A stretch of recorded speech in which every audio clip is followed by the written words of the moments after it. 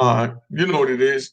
Unique Mecca Audio, man. I'm here. This is part two. We just had part man with Fat Man Scoop and Chief Rock and Busy B popped in.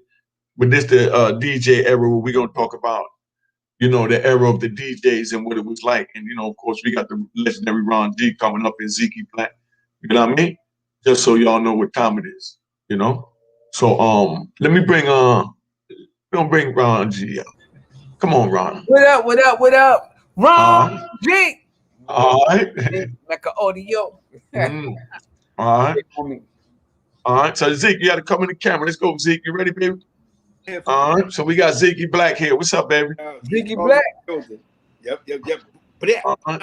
So we got Harlem scholars here to give us the history on the DJing in Harlem. So we're gonna go and we're gonna come from in the 80s when they had Eric B. Rakim and you know what I mean? And Public Enemy and you know what I mean? When they crossed over from there into, Miami music. You know what I mean? Yeah, let's bring it to the Miami music. We're gonna jump in there. We're gonna let Ron D bring that up. Yeah. You wanna start, Ron? Yeah, that was a great era. I mean, you already first of all, I want to say salute to Luke. Because he created some energy that was crazy. And then Unique, man, you started bringing all these people from down south in Florida to Mecca to Club 2000, and you opened our eyes to a whole new energy. I mean, we already heard about it, but we started seeing it, and that was a whole other level. We were like, yeah. But just being a part of that hip hop history and seeing how the bass, the hip hop bass energy and the sound kind of like worked its way to New York. You know what I mean? And then at the '90s, we had, like you said, Chuck D's, Large Professor, and Main Source. You had so many groups at that time: Tribe Called Quest, Brand Nubian. And then I know you were real close with Brand Nubian because you actually worked with them, had them painted on the storefront and all that. So I mean, '90s is an era that we never gonna be able to forget. Never, never. And then Club 2000 is a whole nother level, man. Let me tell you, man. Yeah, tell them about it. I was able to get in Club 2000, but I couldn't get in Rooftop. Now tell them what it was like when you went up in Club 2000 for the people that wasn't there. I want to hear it from DJ Ron G. Well, I mean, first of all, you had to be there to you had to see it to believe it. You know what I mean? And Unique, you brung a whole happy party, fun energy. Oh, my phone ringing. I can't take it right now. Hold on. But you brung a whole happy party vibe to Uptown, man. We was already partying, but when Club 2000 came, man, we was like, yo, we gotta go. You gotta be in there. And just to see all the celebrities that were partying in there with us and with you, I was glad to be a part of it. You know what I mean? I was glad to be able to see it with my own eyes and witness it. And then, you also showed Uptown that Miami bass sound can come up to New York and have a good time as well. And that was the best part for me, because they gave me hell when I first brought it up here. They looked at me like I was crazy riding down the street playing Uncle Al. You know what I mean? Yeah. And Miami was loving Uncle Al. So I'm going down there on Sundays, and I'm down there in my Miami bass bottom move. You know what I mean? I might even want to listen to some Sugar Hill Gang, because that was big down there too. The original Rappers Delight Fire. But I used to go to the Pat Jam down there, the Roman Paul, Big Daddies. You know what I mean? On 113. You know what I mean? We had all the little back in the wall Tough Tuckers. You know what I'm saying? Of course, you already know the Rolex. You know what I'm saying? Luke on the beach. You know what I mean? Strawberries. Rolex before it was a strip club. You know what I mean? I've been down there from day one. From it was money in Miami, I was in Miami. If it was money on the East Coast, I wanted it. You know what I mean? And I love Miami, and I love what I got from Miami. They didn't have in New York, so I wanted to. Like New York, no matter where you are. I wanted my blood pressure to rise. You understand what I'm saying? But I'm in New York, and New York is dancing to a whole different, slower type of beat, even though we think it's fast. But when you go down there, they talk about get it, You're like, whoa, whoa. You know what I mean? So I said, I got to bring this up here and get it to my people, man. So I just wanted to give everybody something. That's why, nobody have no complaints with me on how I ran Club 2000 because I wasn't in it for the money. I made money, but it wasn't for the money, but for the people. You know what I mean? And the people had no problem paying $100, $200 at the door when that was unheard of. And nobody complained when I told them $200 for having their boots on. You wear your Timberlands and shit, like, give me $250. If you can afford to come here and disrespect my club, I know you got some money in your pocket. But that's some pocket shit I'm gonna do.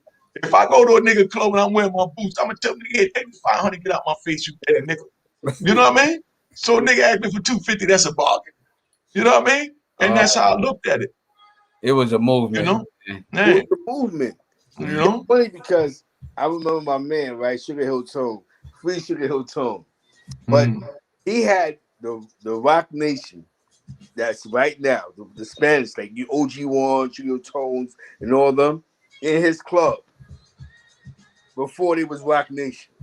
He had the who's who in Club 2000. I remember, right? My boy, shout out to my man Heck, my man Mikey, the whole Sugar Hill squad, Rock City and all of them. Yo, that Club 2000 was the tunnel before the tunnel. And the special thing about it was you had to be fly to get in there. You couldn't be like a dirty hoodie or some dirt, you know what I'm saying? Like you said. That's where you paid that $250 for your boots. And we start charging for each garment. You know what I mean? And bring the price up. So if you come in, you come how you want to come. The pocket's got to be right. Because then I know you're going to spend at the bar. And I think you changed, and because of that, I think you changed the clubbing of New York. Because all Chris Lighty did, rest in peace, was take what you did and brought that to the tunnel. You know what I'm saying? You know what I mean? Yo, Sunday nights, Hustlers night, you know what I'm saying? You know what I mean? No one get in, long line, because you created a culture. Because I got a front, everybody couldn't get in Club 2000. It wasn't you already know. You know what I'm saying? You know what I mean? Everybody couldn't get in there. And I'm not going to lie to you, man. You're wrong. He's the only guy I know that had commercials on Kiss and Flip. You know what I'm saying? No, this is crazy. Yo, I'm going to tell you, I'm from downtown. You know where I'm from, 99 Street Lex, right? We thought Mecca Audio was a car spot. Like, because of the name. The name. Yeah. I knew it wasn't, but we was lost. Like, when he called his case, he was like, what? He was doing car radio.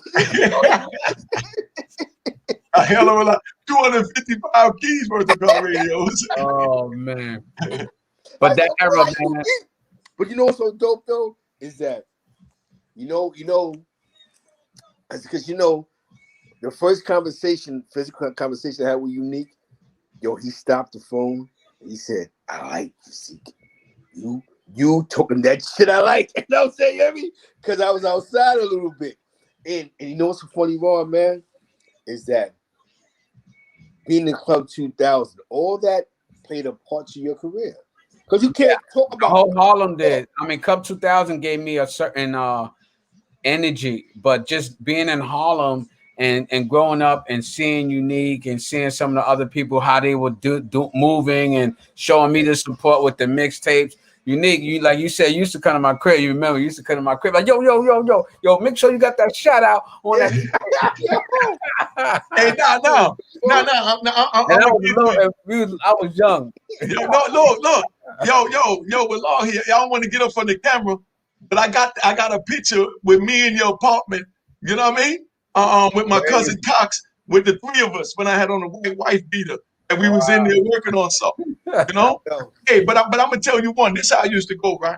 I go down to Miami, and every Sunday I take the plane. I go down there and have Sunday dinner with my moms in Miami. But the other 6 days I'm raising havoc in Harlem.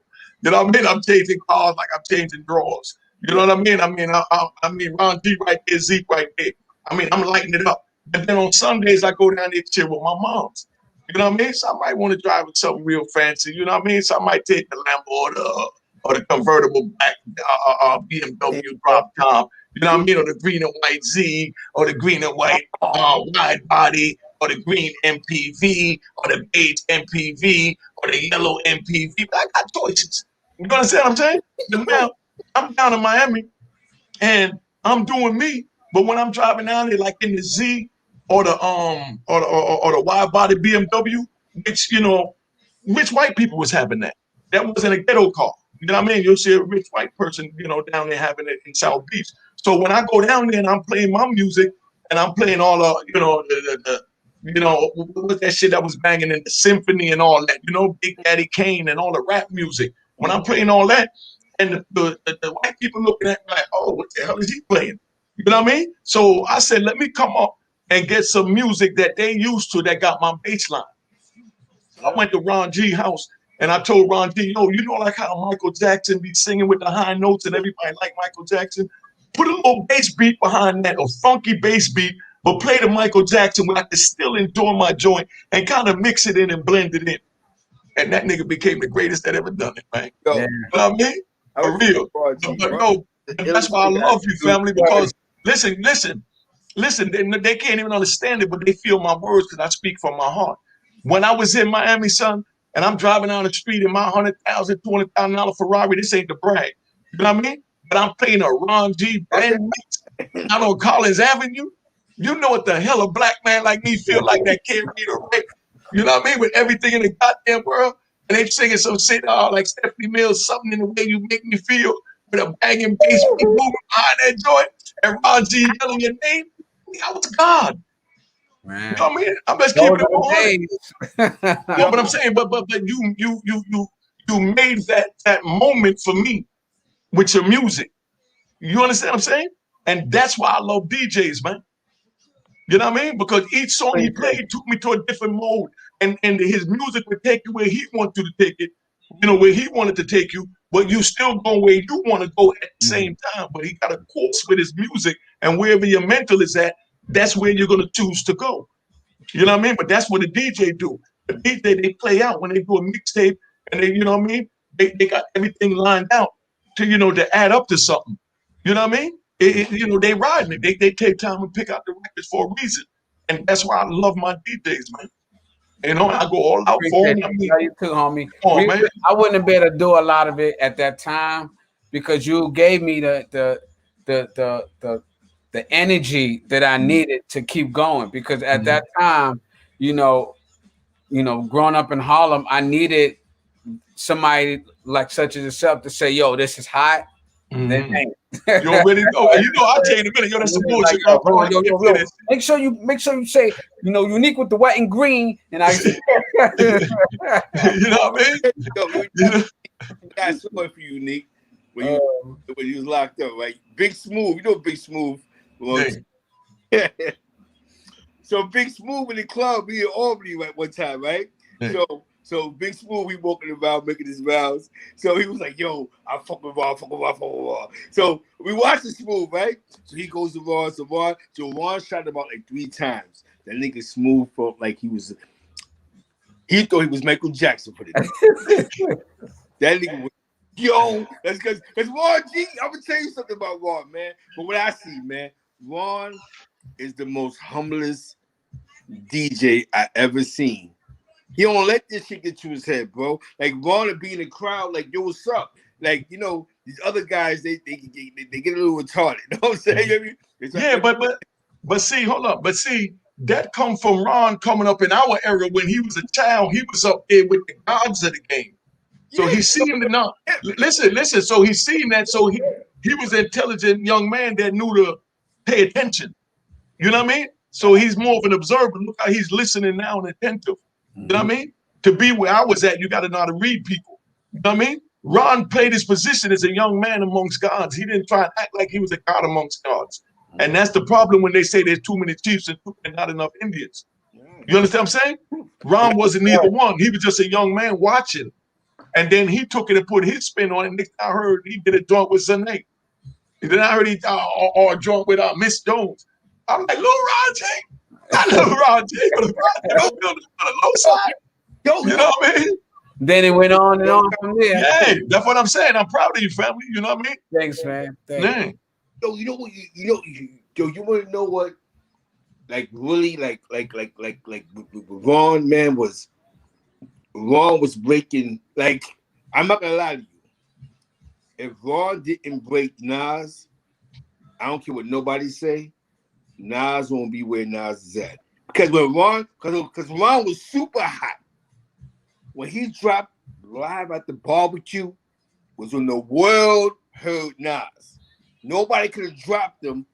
Because everybody say the first time they heard Nas was when the Ron G mixtape. Even Nas said it. Yo, son, good looking out. Ron G in the cassette deck, rocking the shit, G. Shout out to the homie Nas, man. All right, that's what it is. You know what I mean? Shit. But you know what? You was a part of that, Unique, because remember, when he played that song, Club 2000 was popping. So when he played that song, he played that same song in Club 2000. You know what I'm saying, Emmy? And every other Listen. I got the video. Look, I got the video with him performing the song in 1992 in Club 2000. Woo! I got the video with Nas performing the song. Damn, but you can't put it on YouTube. Hell no, I'm not putting it on YouTube. If I'm saying I'm working on something big and proper, let him sleep. Let him sleep. You know what I mean?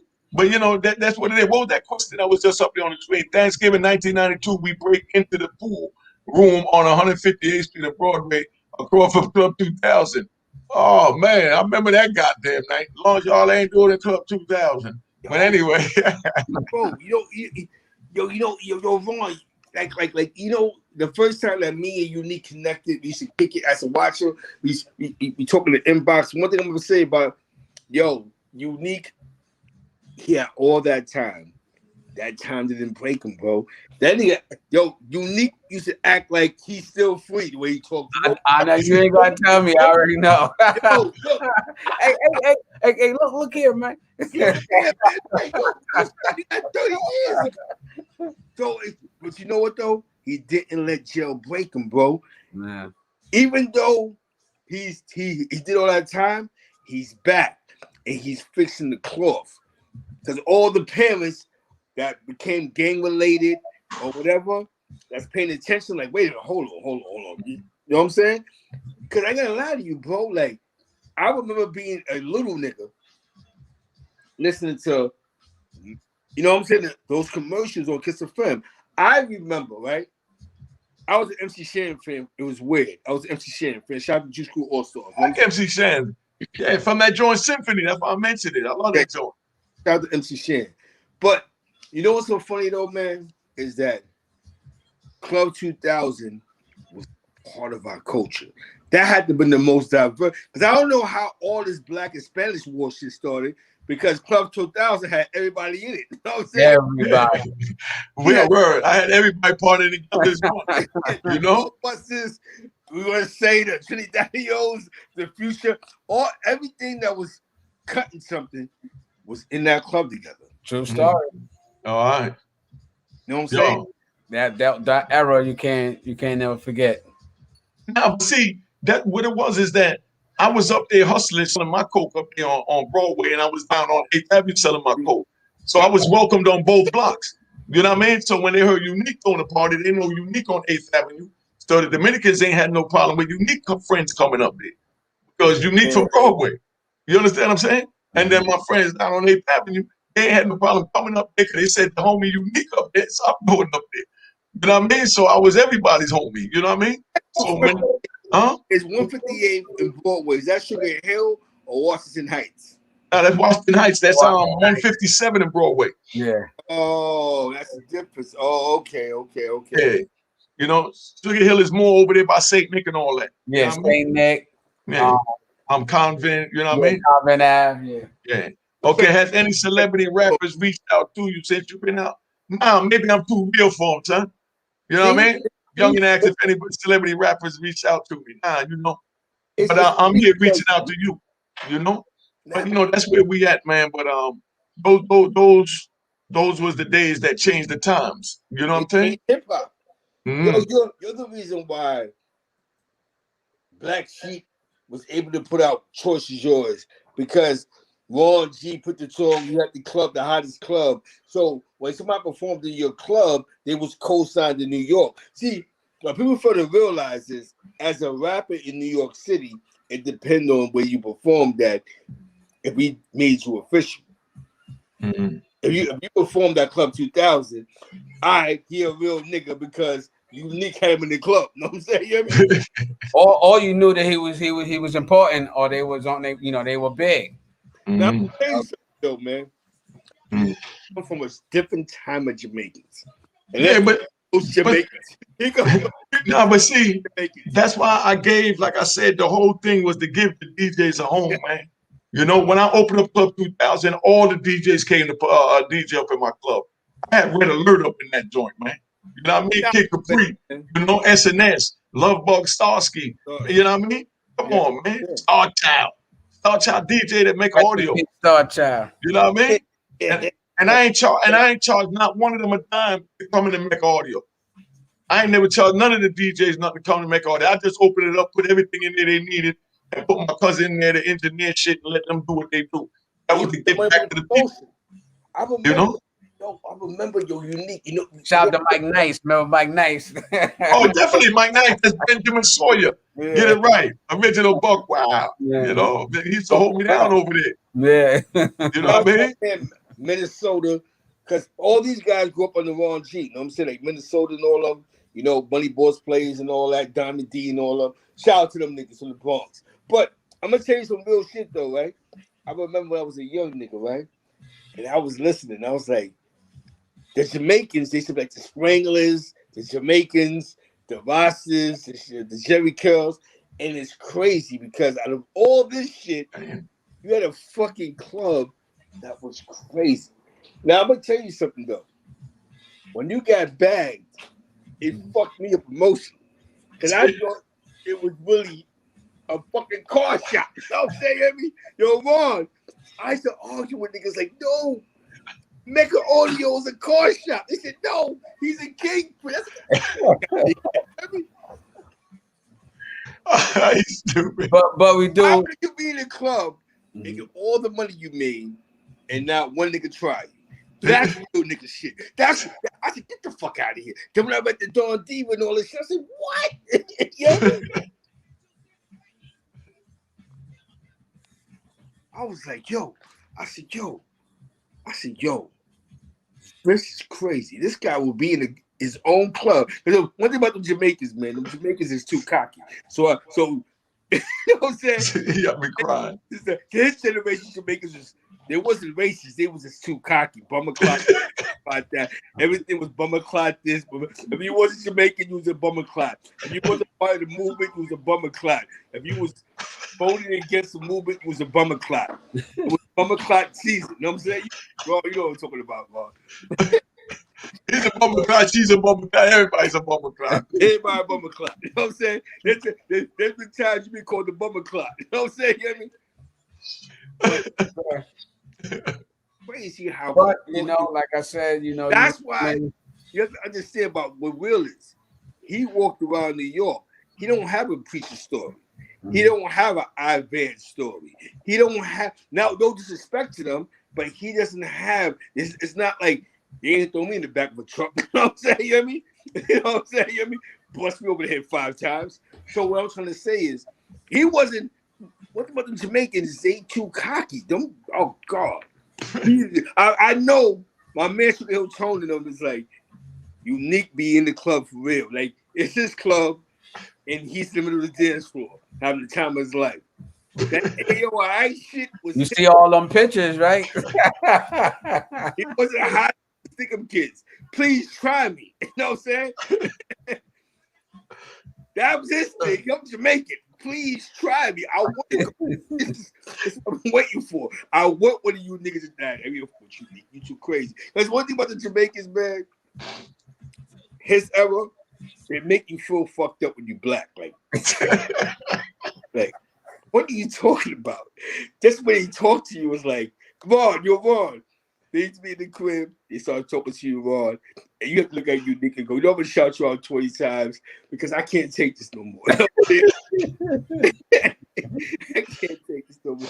I can't take this no more. Unique. I can't take. You know, my family from the Bahamas. They're the most racist people in America.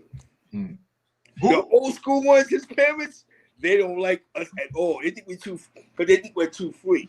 You know what I'm saying? You hear me? Now, Unique, he grew up with us, but he had, you know what I'm saying? He had those real, you know what it is though? Real respect, real. You know what I'm saying? You hear me? And people know who to try. I can't try him because he's gonna go all the way. You know what I'm saying? And I respect that. You know what I'm saying? And I salute you on that because I tell you one thing. All those platinum rap artists, when you came home, they all came to you, bro. You know what I'm saying? Me? And they support you. Even Alpo. We don't care about, you know what I'm saying? Alpo pulled up on you. Nobody else. You know what I'm saying? And they can say you're a rap, whatever, who cares? But he pulled up on you without worrying about, because you're not a sucker. Like, listen, bro, I'm not into all that. You know, this is serious. And he sent a message that woke people up, bro. You know what I'm saying? I don't care how these dudes feel about that, but I'm gonna tell you something, man. That says that speaks volumes. I ain't gonna lie to you. Me and him was talking the other day, and he was in DMV ever with, you know, a couple of guys from the west side of the Bronx that I know. Like, he was like, "Yo, see, I was out there." Like, oh, I thought it was a car dealership, my nigga. Like a car. All right, yo, enough about the car dealership, man. Hey, Ron, what's the difference with the parties today from Club 2000 to you? Would you describe that? Well, first of all, the music is slower. You know, back in those days, the music was a lot faster. The energy was different, and we like to really party and have a good time. You know what I mean? In those days, you know what I mean? Now it's a little different, but you still got your audiences that still like that hip hop era, that club, that party era. You know, so it's a little different. The trap thing got things a little different. You know what I mean? But coming up from the era, the 90s and the early 90s, it was a whole different vibe in the club scene. Club 2000, a lot of the clubs, the music was just, the energy was just real up tempo. You know, everybody liked to have fun. It's a little different now. Unless you get the 25 and older crowd. Yeah. Yeah. That's deep, you know. But somebody said they came from DC on Mondays just to go to Club 2000. Man, a lot of legends. Oh yeah, we did a lot of big things. That was my man Frog. You know what I mean? Big shout out to Frog. I've seen him since I've been home. But like I said, man, a lot of us, you know, we did a lot of things. Like I said, you know me, Ron. I mean, I talk my cocky shit because, like Zeke said, you know, I'm not Jamaican. So we got to deal with things. You know, it's me about my. You know what I mean? I said, so I saw it. I go. You know, but at the same time, you know, I can smile with you. I'm just saying, you know, because like I said, I don't do things out of anger. You know what I mean? Suckers move out of anger. You got to be calculated. Yes, sir. Yes, sir. You understand what I'm saying? Yes, sir. Oh, you know, that's where we at. But you know, what was that question, man? You don't threw me off with that. Sometimes my mind slips. The party scene. The parties between now and the Club 2000. Yeah. Okay, yeah, the party scene between now and Club 2000. Back then, I made sure when everybody came in, they felt special because they are special. I don't care if they're Dominican, they Black, they Puerto Rican, they Colombian, they Cuban, they Mexican, they Jamaican, they Haitian, they special. Because we all represent our bloodline. You know what I mean? Like how niggas say Harlem. I do say Brooklyn. You understand? Dude say Jamaica, say Puerto Rico. You understand? They proud, and you're supposed to be proud. So you can't knock the next man for being proud of where he came from. Because when I was in ADX, I met a European named Barry Mills. You know what I mean? They wrote the movie like Silence of the Lamb about this cat type going. You understand what I'm saying? I mean, real, you know what I mean? The real deal, dog. You know what I mean? Where, you know, let me finish. So I meet this kid, and everybody's telling me he racist. And he pulled me up. He said, they called me Jamaican. He said, yo, Jamaica, I'm not racist. He said, the same way you Jamaican and you feel like you better than the white people or the American Black people or the Haitian or the whatever, and American feel like they better than the Jamaican. He said the same way we as white people, we just proud of who we are. And we believe that we're the super race. You know what I mean? Like you believe that you're the super race. He said, that don't make me racist or you racist. And since then, me and him have a wonderful relationship. You understand what I'm saying? This is a dude that everybody swear up and down the most racist person, but what he got is white pride. Like we need to have black power back then. But now we need black pride. We need black unity. We got to stick together. Two stars. It don't matter what race, what country, or whatever, because the rest of the country is sticking together. You know what I mean? The blacks just ain't sticking together, but the rest of the country is sticking together, picking a party line. We don't know what the hell we doing. You understand what I'm saying? I'm just keeping it 100. What do you think that was, on January 6th? I ain't going to get into it, but I mean common sense. You know what I mean? People pick party lines. And some people, willing to die for it. Just like the street code, when it's time when the people pick you up, some people willing to die in prison. Some people is not. You understand what I'm saying? But that's just party lines. You understand what I'm saying? But you can't tell the other party they wrong, and they definitely can't tell you wrong. Do y'all think Harlem is more than its current or for themselves? Don't get it. Help me understand that. It's been, you said, do y'all think Harlem is more than its current or? Oh yeah. I agree with that wholeheartedly. Because the way Harlem look now, Harlem is separated by blocks damn near. When I was in Harlem, man, like even now, I ride up and down 10, 15 blocks a day when I'm out there. I do run like it's 92.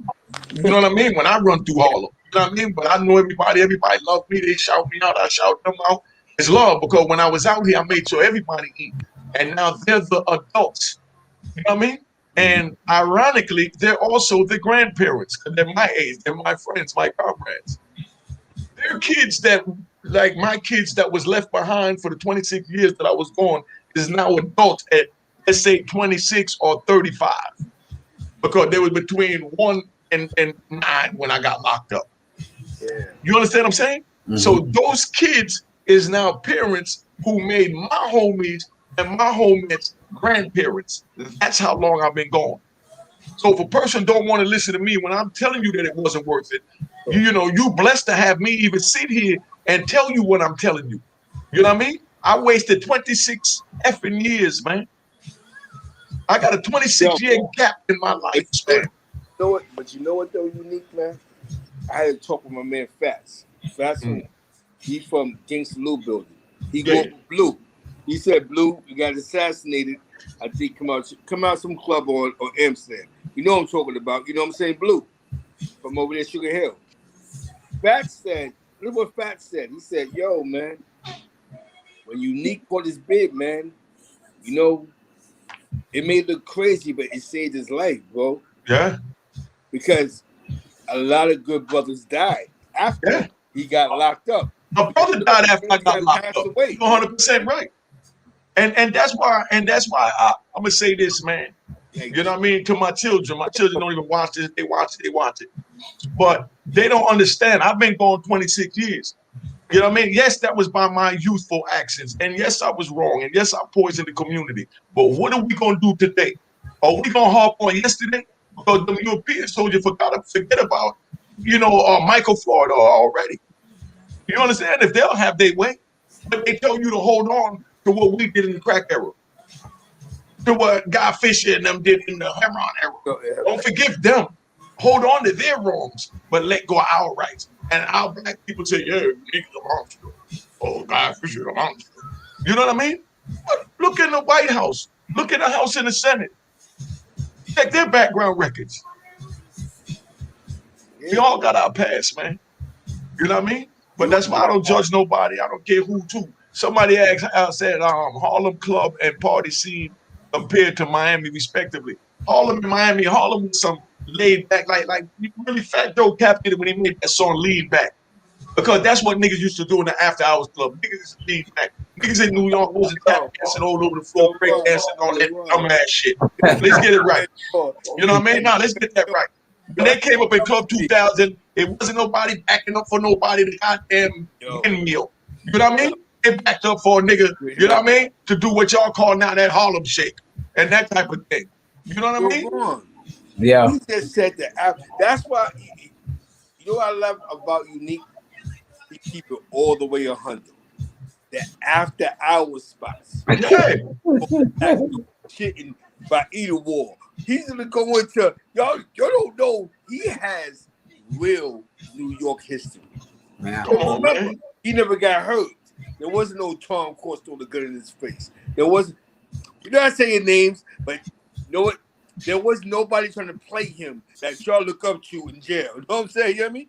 I ain't gonna lie to you, man, because Unique was. I told you. I seen the pictures. I said, my man was like, "Yo, Unique was mad cool." One day, Sugar Hill Tone had brought me in front of the club. They were like, I couldn't get in because what I had on. I ain't kidding. You know what I'm saying? You hear me? But I ain't on front though. He had, that nigga had professionally trained fashion designers at the door, my nigga. Had what? You had professional niggas that was like, listen, nigga, those sneakers is gonna cost you $500 to get in this club. You hear me? Yeah. Nigga, you get money, right? That's how they tell you. You get money, right? Exactly. You know what I'm saying? You hear me? I was like, what? Like, going there, body. Yo, they walk away better. Fuck you niggas. I ain't soft. Fuck you, Unique. You know what I'm saying? You hear me? I hate this club anyway. You know what I'm saying? Yo, that's one thing about a bum nigga. That was my bum nigga age. You know what I'm saying? You know the bum nigga stage. My 500 might be up money. I can't afford to get nigga my flip money. Fuck you, Nick. You know what I'm saying? You don't know what I'm saying? Fuck you, nigga. Yo, then we hit it with I'm gonna tell you how what we always say, man. Nigga, like, I couldn't get in Club 2000 last night. Them Jamaicans is racist. You know what I'm saying? If you went to Jamaica, it was racist. It was crazy though. I remember it was them lines was crazy to get in there. I got fun though. His generation Jamaicans, Ron G. How many times he called you a blood clot for no reason? You know what I'm saying? I didn't really go through that though. You know what I'm saying? I ain't never called Ron G no blood clot. Blood clot family. We gotta chat this up. I love you niggas, man. That's why it's real, because I'm Jamaican. Now, what I'm saying, when a nigga piss you off, yeah, my bum clot, blood clot. You know what I'm saying? But as far as family, come on, son. You know, a bum clot is like telling somebody, mother F you. You know what I mean? The relationship ain't never get there with us because that's what I'm trying to tell you that y'all don't understand and y'all need to learn that say you Ron G fans. I'm giving y'all some history. Hold up. That's history. You can look at him and tell he's an attentive young man. He listens. You know what I mean? And he ain't, to me, he's young, but to y'all, he's your age. But Ron G pays attention to his surroundings, and that's how he was able to flip things in the manner he did. Because when you created that joint with Zane, I was in 88 Supermax when that came out. Yeah. In like 95. They had me buried underground. You understand what I'm saying? Yeah. Come out to sell once a day for an hour, 5 days a week. The other 2 days, you locked in 24 hours a day. Anytime I came out to sell, I had 5 Europeans with me. And each one of them had an electronic billy club, and they standing far enough back to juke my back ass, bumper clock. You know what I'm saying? So, I mean, this is how I lived for 5 years while you was doing Zane. For whatever you did for that from 95 to 2000, I did that like every day. Wow. Every day. That's how hard my last bit bit. You understand what I'm saying? So, you know, I'm going to flip this into life to give them a little bit of my insight. That's why, like, my daughters don't understand me. You understand what I'm saying? Because they can't fathom what I went through. So when I'm hard and direct, that's because my whole life has been that way. Yeah. You know what I mean? I don't know how to bend. I need to learn. You understand what I'm saying? But you know what I'm saying, Ron. You know what I mean? You can't bend steel, man. You know what I mean? I was raised as steel, you know what I mean, to honor certain morals and principles. You know what I'm saying? And you know, that's where I'm at. And, you know, that's why a lot of people don't really understand me. You understand what I'm saying? But, you know, I'm just direct. I speak from the heart what it is. Like I said, you know, like I told Scoop, you know, death don't fear me. You know what I mean? And I don't fear death. You know what I mean? Because inevitably, every man we're looking at, woman and child, is going to one day die. And you don't know when you're going to die, how you're going to die, whether you get shot, killed, hit by a car, die in your sleep, die with seed disease, whatever. You understand what I'm saying? So I want to ask you a question, Unique. What was the first hip-hop party you went to? Oh, man, the first hip-hop party I went to. That shit. What's the first shit you went to? The first one I went to was back like in 1976, 1975. Where? That's what I'm about to tell you. in Teaneck, New Jersey, at the Recreation Center on Teaneck Road. Wow. Across the bridge in New Jersey.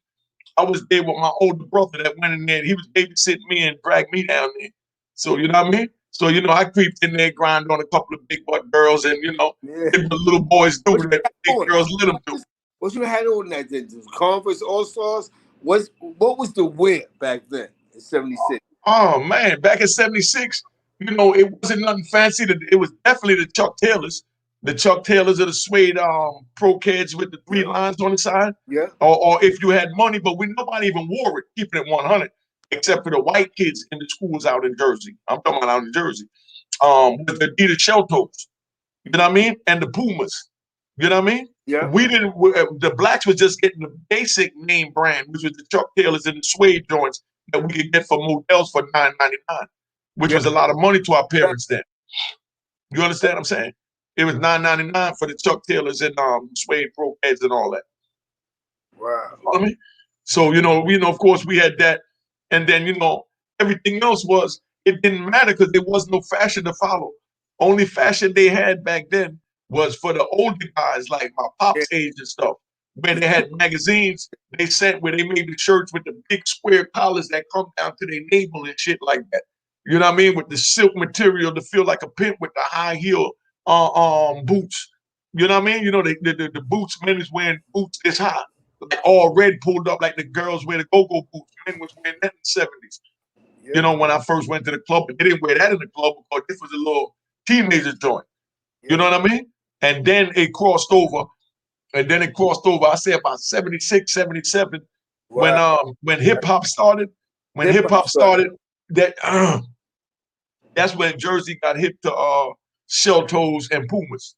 Because that was the New York upper echelon, which was the Jersey upper echelon was the Chuck Taylors and the suede pro kids. But in New York, it was the Adidas and Pumas. But then when you went to shoes, then you had the British Walkers and then you had the Playboys. You know what I mean? That's a question you can ask anybody from back in the day. Which one? Well, what do you prefer, British Walkers or Playboy? You know what I mean? 8 out of 10 gonna tell you British Walkers. Yeah. Because the Playboys was really made from in England fashion with the big square mouth shoe. You know what I mean? Which is what the Jamaicans wore. But the Americans like things to look small and neat. That dudes used to say they was a size 8.5 when they was 10.5. Their toes like knuckles in the shoes. You know what I mean? But that was the era with the Americans. The Jamaicans, we ain't had no problem letting our feet hang out in a pair, fresh wallabies. You know what I mean? See, come on, dog. Hip hop says that's why I get mad at the older guys that support, because these young rappers, their managers are guys our age. Like, yo, bro, you should be community, paying homage to you guys, because, like I said, y'all made hip hop a style. There's no fashion in hip hop if you wasn't wearing British Walkers, Wallabies. Am I right? Yeah, no, you're right. Sheepskins. Y'all did that. You know what I'm saying? No, listen, if they watch the movie Crush Groove, you know what I mean? Crush Groove even speak on that. Run DMC wanted to dress like the guys from Harlem. You know what I mean? That's where he got the style from. He said he wanted to be like the guys from Harlem. I ain't gonna front though. I was younger than y'all, but y'all some fly dudes, man. You know what I'm saying? You know what I mean? Y'all like Rex Money said, Run DMC did change the drip. What they did is they put the drip on the mainstream. So, the world gave them the credit for the drip. You know what I mean? But this is what they was wearing in the Bronx and Harlem. You know what I mean? Yeah. Because, Harlem was a money-making place. It was a heroin capital at the time. And there was plenty of heroin coming through Harlem. So everybody was making a little bit of money, not as much as the crack. Way nowhere near was a crack person, but you had enough people that was looking good doing the heroin era. That was doing them. So, that's where that's at. But, just talking about the different eras so you understand, where it came from. But, all that is what played a part in DJing and hip hop and, every goddamn thing else. What we wore is what they wanted to wear. What we drove is what they wanted to drive. You know what I mean? The women we talked to, they wanted. When we wanted girls with long straight hair like the doobie, like they call the hairstyle the doobie when they press it straight out back then. I don't know what they call it now, but you know, all the girls wanted that. The Dominicans, that's the way their hair grow anyway, and do it. So they did the best doobies. So all the black girls, I don't care if they blacker than me, they was up there. The Dominican spot up the hill from St. Nick all the way up to Broadway. You know what I mean? Getting their joint done up, you know, and plenty of dudes paid for it. You know what I mean? It is what it is, you know. But you know, that's the doobie. You know what I mean? And you know, everybody just do their thing. We had our own little thing back then. Like the girls used to wear what they call the 5411s, which you already heard about from DMX, made famous for y'all. So y'all would give DMX credit. I'm telling about the girls attire now. Remember the 5411s, the Big Johns? They had two brand of jeans that the females was wearing that really looked sexy for our time. That was the Big John and the Edwins. Remember Big John and Edwin? They was like a slim fit. So, you know, black girl usually got hips because they running up and down the stairs, but the elevator ain't working in the town, or the joint just ain't working. You know what I mean? But you know, Ron G gonna come in. We're gonna ask him about what he remember the girls wearing. But that's what I remember. That they used to wear the Big Johns, their Edwins, their 5411s, they little tube top, and don't forget summertime, a whole gang of powder on their chest. You understand what I'm saying? And come on, dog. I mean, you know, I was a young man doing what I do. You know what I mean? Can I get an interview to discuss something? I didn't even see it. I get an interview to discuss my intent. Just DM me. You can hit me up at meccaaudiobusiness@gmail.com. You know what's up, Otis? You know what I mean? But that's where we at. Let's bring Ron up here. That's Ron. Pull it up, Ron. Somebody got a question for Ron G. Let's see what it is. Hey, Ron, we can't see you, family. The thing, you ain't got an Android too, do you, Ron? You ain't got one of them old school Androids like Busy B, do you? You know what I mean? Yeah, but you know, but what was your most memorable moment from that Club 2000 era on Mecca Audio? It was the bosses. It was the era of what became hip hop, the DNYs, the Sugar Hill Tones, the OG1s, the Gordos, because Hector from my block and you know Chase from my hood, Eastside Cats. Club 2000 was the Bentleys of uptown. It was the fashionable club. It was the tunnel. It was the tunnel before it was Hustler's Lane. All the bosses was pulling up. You had they don't understand. You had the who's who of the 90s. When they want to talk about the 90s, you had the Wild Cowboys. You had the Nasty Boys. You had the Hold on, stop, real quick. We're gonna get into each one if you want.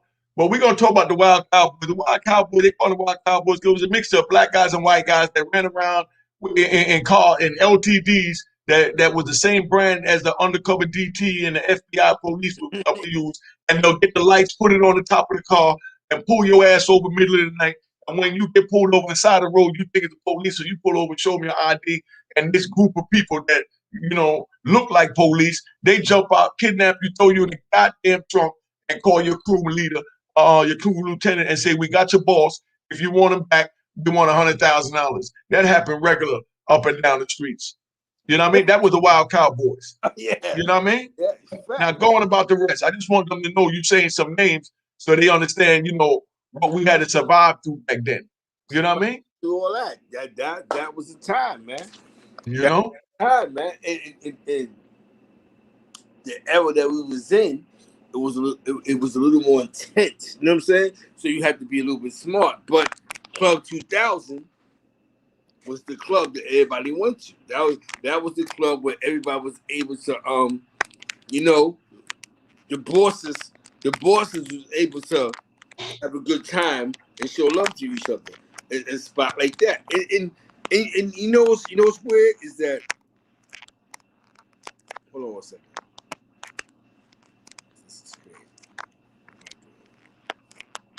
Come on, son. Whatever you smoking, you need to stop that, dog. In my bag.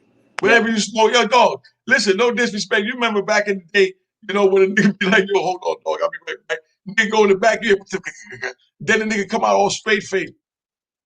You know what I mean? Crazy. You know, you ain't back there beaming up as you, Scotty. Niggas is crazy.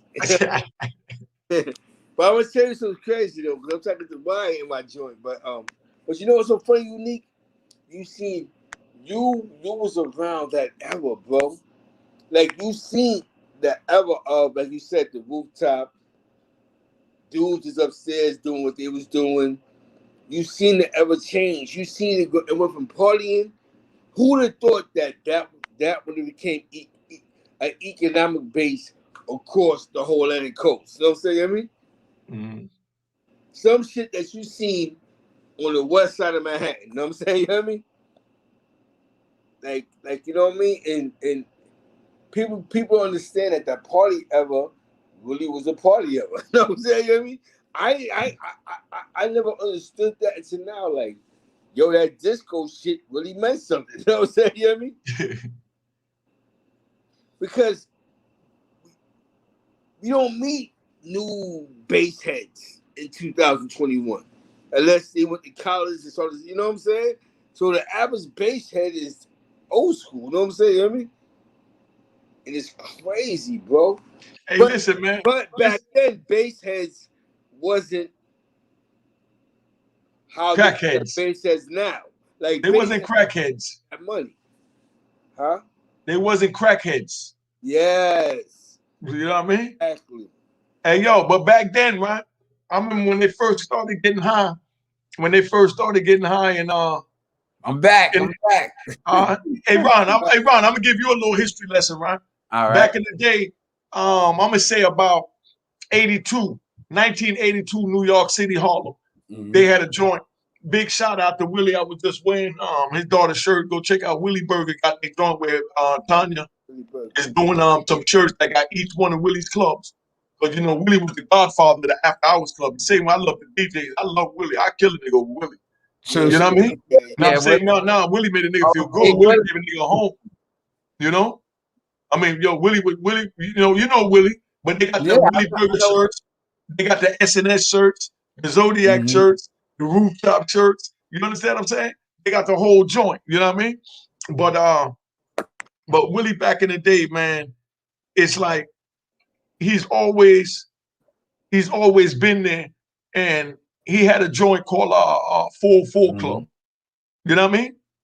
The old heads know what I'm talking about. Called 404 Club. You know what I mean? It was up there on Broadway. You know what I mean? It was on Broadway. This when coke was legal in New York. This is when the drug czar for the United States went on TV and said that cocaine wasn't a gateway drug, that it was a leisurely drug. You understand what I'm saying? This during that time. So Willie had a joint that was a base house, but it was in a townhouse at 404 145th Street. So we called it the 404 Club. Where you going tonight, the 404 Club?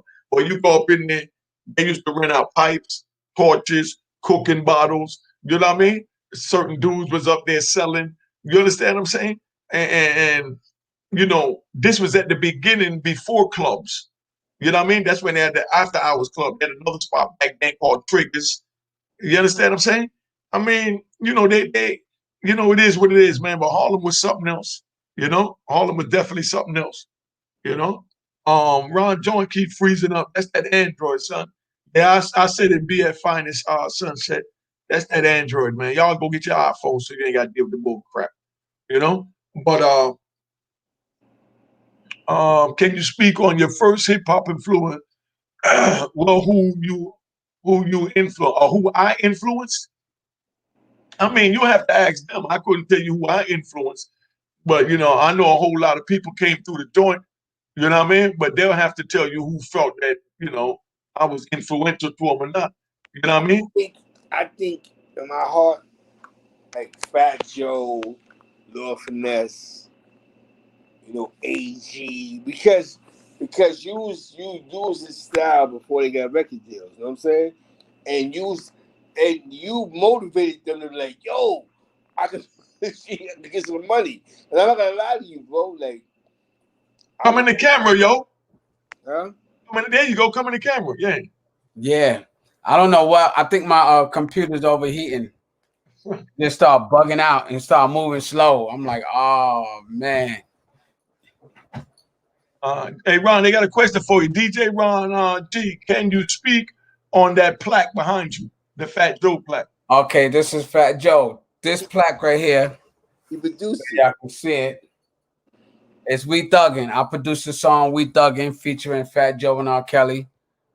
It went platinum. Yep. All right. I remember that. I mean, did the beat, you get the production, went platinum. Yeah. And shout to Fat Joe. Shout out to Fat Joe, man. Joey Crack. You know what I'm saying? Shout out to South, bro. Shout out to Force Projects. Mm-hmm. You know what I'm saying? Mm-hmm. TF. You know what I'm saying? I got a few of them plaques, but you know, that's that one right there is from the Fat Joe. I'll talk that shit. I like when you talk that Harlem cocky shit. Nigga, I ain't got one or nothing, nigga. I change chicks like my drawers, nigga. Talk that shit. Funny though, man. Yo, I'm gonna tell you what's crazy. I think if he never went to jail for 30 years, he might have been a great music. I think unique. You might have been a great music executive, bro. You know what I mean? Yeah. He has that energy. He had the energy. Education. But, yo, I'm gonna tell you something, man. Whatever this case in the Don Diva, whatever magazine it was, I said, yo, you know what, man? These Jamaican niggas is so fucking smart. You know what I'm saying? You hear me? He figured out a way. I'm gonna do some time for what the fuck I'm doing. He didn't expect that much time, but he did more time than what he thought. But I'm gonna be smart when I get out of here. Your history mean more than anything else, bro. You hear me? I already know that. Everybody listening, hold up. Because you know why? Video Music Box won't be popping because it wasn't for you.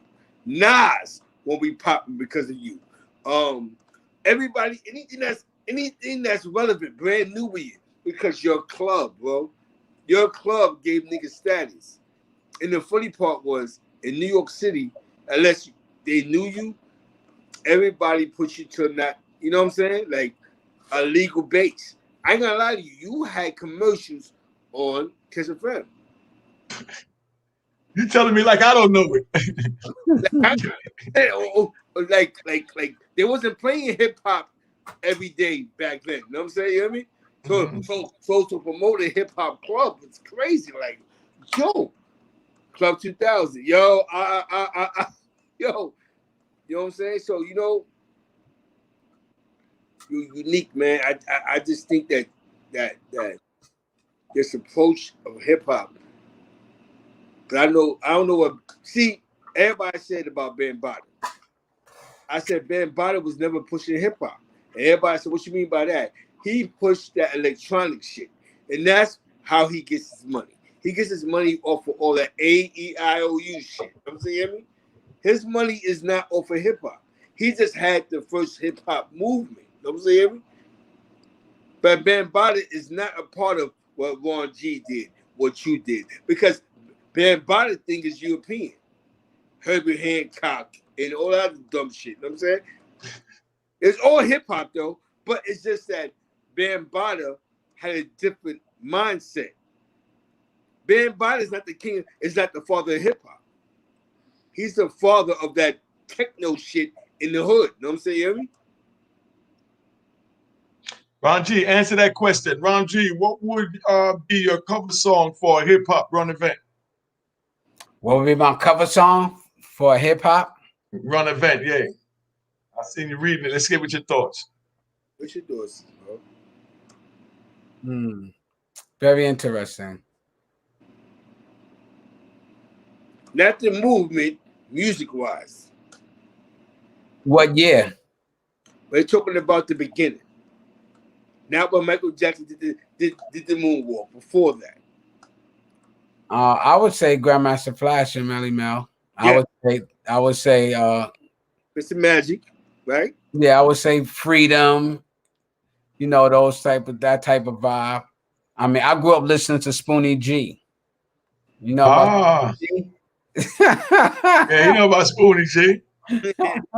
Yeah, what you know about Spoonie G with your young ass, bro? That's how I got my name, by listening to Spoonie G. Oh yeah? Yeah. Hey, yo, listen, I'm gonna give a Spoonie G one. I'm gonna give a Spoonie G one. I went down there, they had a joint. Spoonie G and Ronnie G. Remember those two? Yeah, that's what I'm about to get. Look, they had a joint downtown that used to sell all the break beats. They had super disco beats and all that. You probably know Ronnie was out doing your time too. You know, because this was back in the early 80s. We used to go down the steps. You go take the train like 42nd Street and you go down the steps in the subway. They had a record store down there that had all the break beats. I remember that. You know what I mean? Okay, well, down there, down there in that joint, Spoonie G bought his records to sell. You understand what I'm saying? And that's how I first met Spoonie G because remember, it was like, that was like the first form of like a record club. Mm-hmm. You know, a record club where you go and people give their records and they give it to the DJs and get them to rate it. Remember, we used to do that for Mecca Audios. I know you did it with Ron G. You know, I'm talking about the little record club in the Bronx. Yeah. I used to go to him. I forgot his name. You know what I'm talking about. Yeah. But that's what I'm talking about. Spoonie G used to bring his records down there before that existed. Mm-hmm. The rappers used to have to bring their records to the places that sold the break beats because they was buying the break beats to try and make Spoonie G songs. Mm-hmm. To make Funky 4 plus one more song. You understand what I'm saying? Mm-hmm. So when they went down there to buy the break beats, Spoonie and them used to be down there. Houdini and everybody selling their joints. Wow. Before the distributors came in. Mm-hmm. Like, you know, dudes drove around their trunk. Mm-hmm. They took it down to the joint on 42nd Street. Yeah. You see what I'm saying? I remember those are the days, though, when you had to really get your record out. Because a lot of labels back then was independent. Exactly. Those days, yeah. The rest of them. Answer this question, and I want you to tell about the independent days. What mixtape is your fave, or that you hold close to heart, if any, at Ron G? Okay, so this is a question for me. Yeah. I would say Mixes 10 with Miss Jones on it, on the intro. That's one of them because when I put Miss Jones on a mixtape at that time, I was like almost like a record label, like a self-record label, because people couldn't believe that the energy I was putting on mixtape was almost like an album because of the blends, Miss Jones singing and she's saying my name. Yeah. You know, I'm shouting you out. I'm shouting a couple of other people out. And it stuck with me because after I put out Mixes 10 with Miss Jones on it, we wound up doing shows and at the Nottington House in Queens and then start traveling. Then I wound up getting her a record deal through Stepson Entertainment with Bill Stephanie and Tommy Boy. So Mixes 10 is very close to my heart. Now, at least that's one of them. Mm-hmm. Yeah, that was a good answer. What year was that? Because I'm sure I was in ADX. I think that was I would say 93, 92, somewhere, maybe, somewhere around there. Okay. The joint that we was just talking about, Ron, my man Otis Hart. Remember Sweet and Low back in the day? Sweet and Low, no short. Sweet and Low was a security in Club 2000. He used to be in charge of security. Good dude. That's Otis Hart. He was just up there. Yeah, the name of the place we was just talking about is called what was it? Downstairs. Oh yeah, I remember. Yeah, Downstairs. That was the name of it. Down in the subway station, down by 42nd Street. Because we used to take the bus all the way from uptown over there. You know, I used to DJ back in the day too. My name was Wayne G. So I was a G before you. You know, hey yo. Hey, but go back to how the independent label started. Don't give us a short answer. Let the young people listen and learn something on how you felt that you was an independent label and how or why is it beneficial or not beneficial to have an independent label at this time. I'm going to come off screen and pull the homie off and let you have that to explain that on your own. Is that all right? Yeah, that's cool. So this is your tutorial to teach the youngins that's listening. A lot of them tuned in for Ron G, not even for Unique or Zeke Black. So right now, Ron G, you're going to break down how you felt that by you making the mixtapes in the manner that you did, was like a album, so it was like a independent record label. And how did you run that to take it to where you got it? Because I'm gonna say this, man, I'm so proud of you. You wouldn't even know, Ron. You Thanks, know man. me? No, I'm saying because I know you was listen, I know you was little Ron G because you was a young man. Not because you were no little nigga, but you know, you was a young man. So I know that man, that's little Ron G from the low side. That's how I used to call you, like Johnny Blue and them. You understand what I'm saying? Like Al and them. You understand what I'm saying? So I looked at you as one of the youngest. You understand what I'm saying? And when I got locked up and I was in ADX and I started hearing about Miss Jones, first I heard there's a name joint. I was ecstatic with that joy for you for that.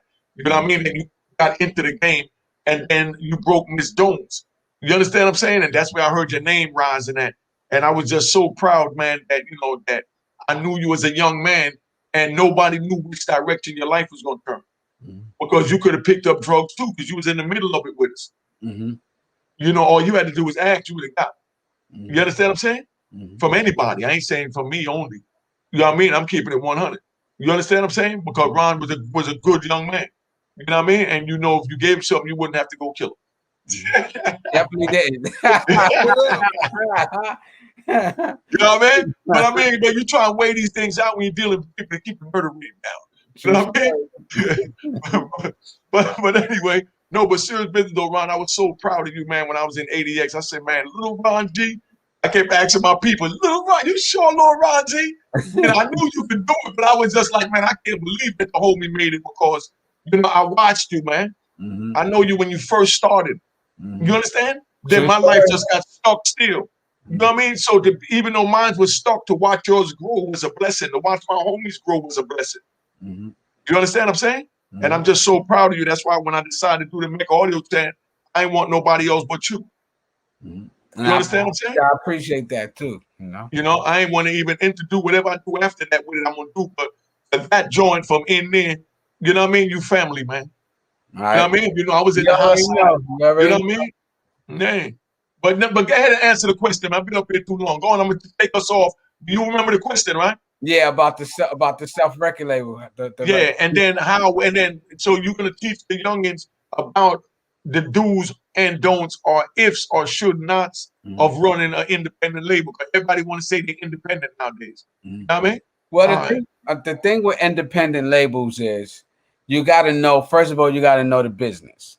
You know what I mean? If you're going to be running an independent label, you got to know the business. That's the first thing.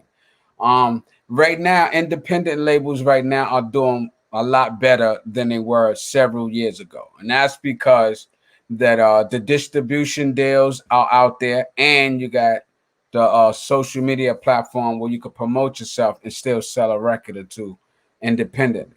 You know, the majors are the big machines. You know what I mean? So you may have the big machines and they can pitch your records the right places. But if you're independent, you own everything. You know what I mean? Only thing you got to worry about is the samples when you got an independent label. But being independent is good. You know what I mean? It's good. But the downside of it is that if you're not connected to the right people or the right marketing team, an independent label can hurt you. You know what I mean? So you got to know your business. You got to know your direction, and you got to have the good product. You know, right now, a lot of artists decided to do the independent thing, and then the majors come and they give you the big money. And that's why a lot of artists now are doing it independently, because now you can control where your music go, how you want to market it, and you don't really got to answer to nobody but your team. So independent is good if you know the business. If you know the business, you'll be all right if you're independent, and you can picture your music on these digital platforms that are out now, like Tidal, iTunes, Spotify, and so on and so on, and then market yourself like you're a major, and you'll be selling some records, you know? So there it is. When I was younger doing the mixtapes, I was trying to be a record label with the mixtapes, but at the same time, I was kind of like being creative with what I use, which was I was using R&B songs and hip hop beats and put them together and push it out to the world, and that made me famous for what I was good at doing. So I want to say salute to everybody. Unique, where you at, Mecca Audio? You still on here? Of course, I'm still here. I'm letting you have the floor. But see what you just said? That's the point that I was making about when I was in Miami and I was playing that straight New York, rapping, fight the power type music, Public Enemy, Big Daddy Kane, MC Shan, Juice Crew, All Stars, Nice and Smooth, Brand Nubian. You understand what I'm saying? Mob Style. Let's not forget Mob Style. Yeah, you can't forget Mob Style. Shout out to AZ. Yeah, because I mean, to me, that was the greatest album ever made. Shout out to me. Yeah, no, man. When they said that joint about I kill you and go to your wake and kiss you, I think that was Whip Hop lyrics. I said, oh, these niggas done took it all away. You know what I mean? But that joint was fire. I went to the studio with AZ a couple of times and watched them record. Yeah. Times, and those were some good days, man. Just to see how their thought process was. No, but see what I like about AZ is that he's like a thinker. So when he raps, he thinks, and he thinks conscious all the time, because he's real intelligent. You know what I mean? And well read. So when he used to rap, he used to more or less. To me, he was the first one that really did the spoken word. You know what I mean? Because he rapped like a spoken word. If you listen to his lyrics, he was talking to you, because he wasn't a rapper. Yeah, he just had something to say and came up with a creative way of saying it. And a lot of people don't give him credit for it. But to me, if you listen to AZ on that Mob Style, how his style of rapping, it was more like the spoken word. It was more like the spoken word. I remember that. You know, he was. It was like you said, he was speaking to you. Yeah, but he was kind of rhyming at the same time. You know what I mean? It was his, unique style. You know what I mean?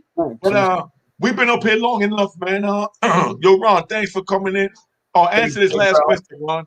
They want to ask you, any artists you had the chance to work with that you may wish you did. Answer that, and then we out.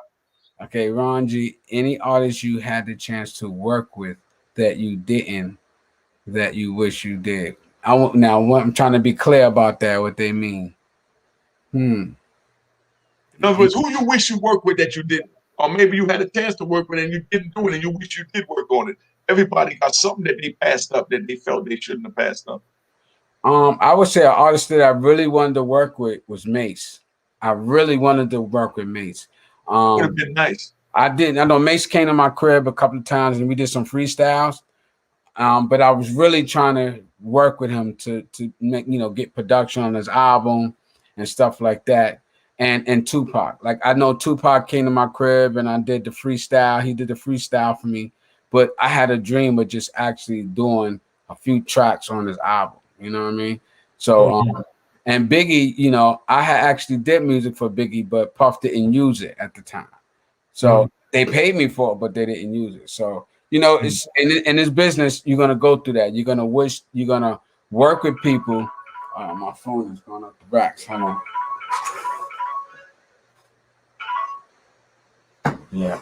Sorry about that. But, I had a chance to work with people, but one person that I did work with that I didn't get a chance to work with was Michael Jackson. I actually did a remix for Michael Jackson, One More Chance. R. Kelly wrote the song, and I wanted to be in the studio with Michael to do that. But they told me Michael has 4 different sessions. He's not going to be dedicated to one session. So we would just advise you to just go and do your thing, and he'll come in and have somebody mix it down afterwards. So I didn't get a chance to have a face-to-face, eye-to-eye talk with Michael at that time. That was really good. But, so we're going to close out. So you answered that, but I'm going to just say this again. Because I said I like to give props where props is due. You know what I mean? So it's like, I'm crowning you right now as the prince. Thanks, you know what I mean? Thanks. What I liked about when I first got in touch with you from in the joint, after the decades came between us, because it was decades. It was definitely at least 15 years after I was in, 20 years after I was in, before I got in touch with you. And when I got in touch with you, you was a straight businessman. You know what I mean? I respect that. Thanks. You know what I mean? You know me and you never had no dispute. You know what I mean? Because I respect your gangster. You know what I mean? I respect that. I respect yours as well. Yeah, you know what I mean? Now, because I'm proud of you. You already know. You know what I mean? Trust me, you don't even know, Mike. I know you as a child. You understand? when I was a young man, you were still a child. That's how long I've been gone. And now I'm looking at a good man in front of me, man. I'm proud of you, man. Like I said, the way you handled business every time we talked, you was direct. You know, you reminded me of a little me. You know what I mean? There was no misconstrued what you wanted. And when you said you was going to do something, you was going to deliver something, Ron G had it delivered. So if y'all want to get music done, do whatever with Ron T, I'm telling you, I don't know who y'all dealt with in the past, but when Ron T said he going to have it for you on Monday, you better believe it. You ain't got to call him no more after that. You know what I mean? Even if it'll be ready in 30 days on the 1st of the month. You ain't got to call him on the 25th and ask if you ain't forget. You know what I mean? And that man, you don't know how hard that is to find in a man nowadays. You know what I mean? Where, you say this is what you want, they give you their word, they're going to do it.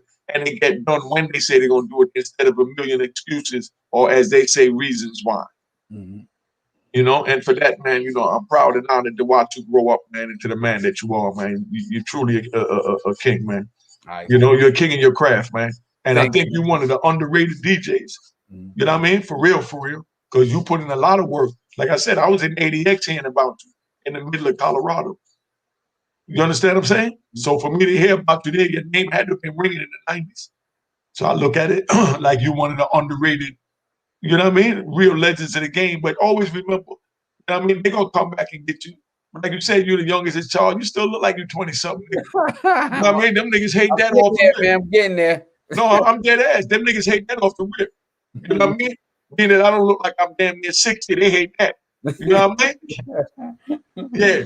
Hey, but let me go though, Ron, man. Yo, good looking, Zeke. Tap out, give you a shout out. Man. Ron gotta go. I appreciate y'all for having me on your show today, man. Shout out to East Harlem, man. My block, Lex Ave, Washington Projects. Rest in peace, Tone Lopez. Rest in peace, Ed White. Rest in peace, Kara, Razzo. You know what I'm saying? Yo, I appreciate y'all, man. Y'all brought me back to my ever, bro. You know what I'm saying? You hear me?